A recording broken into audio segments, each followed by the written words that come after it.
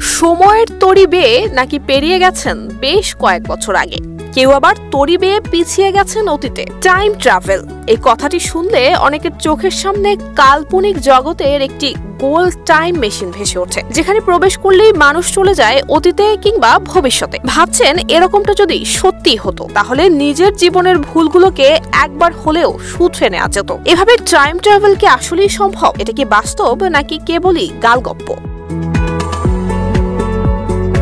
Time travel কিংবা সময় পরিভ্রমণ বলতে সহজ ভাষায় অতীতে কিংবা ভবিষ্যতে যেতে পারাকে বোঝায়। ধরুন কেউ যদি 2000 সালে ফিরে যেতে পারে কিংবা 2030 সালে পৃথিবীতে চলে যেতে পারে, তবে এটিকেই টাইম ট্রাভেল বলা হচ্ছে। শুনতে যতটা সহজ লাগছে, বাস্তবে কিন্তু ততটা সহজ নয়।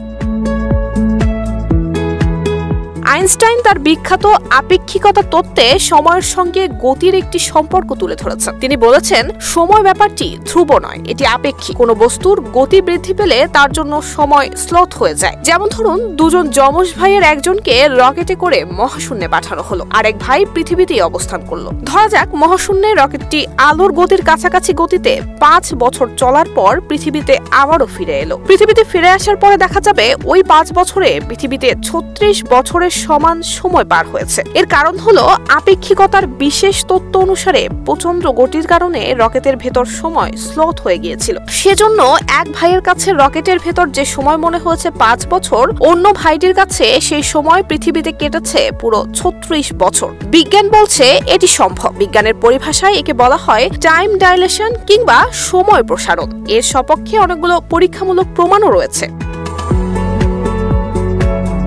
তাহলে টাইম ডাইলেশনের ব্যাপারটিকে কাজে লাগিয়ে ভবিষ্যৎ থেকে ঘুরে আসলে মন্দ হয় না। কিন্তু সমস্যা হলো আলোর গতির কাছাকাছি গতিতে চলার মতো কোনো যানবাহন মানুষ এখনো আবিষ্কার করতে পারেনি। এছাড়াও আরেকটি সমস্যা রয়েছে, সেটি হলো আলোর গতিতে চললে কোনো বস্তুর ভর হয়ে যাবে অসীম, দৈর্ঘ্য হবে শূন্য। এটাও আইনস্টাইন তার সমীকরণের মাধ্যমেই দেখিয়েছেন। আর সেজন্য আলোর গতিতে চলা কখনোই মানুষের পক্ষে সম্ভব নয়। এটা তাত্ত্বিকভাবে সম্ভব হলেও বাস্তবে নয়।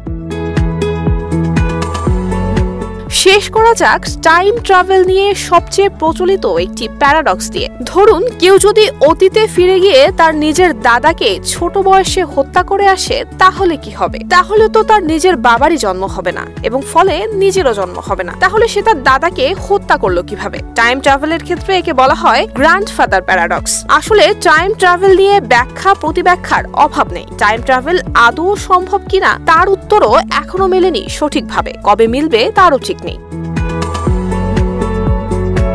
নুসরাত জাহান মেহেক, ঢাকা পোস্ট।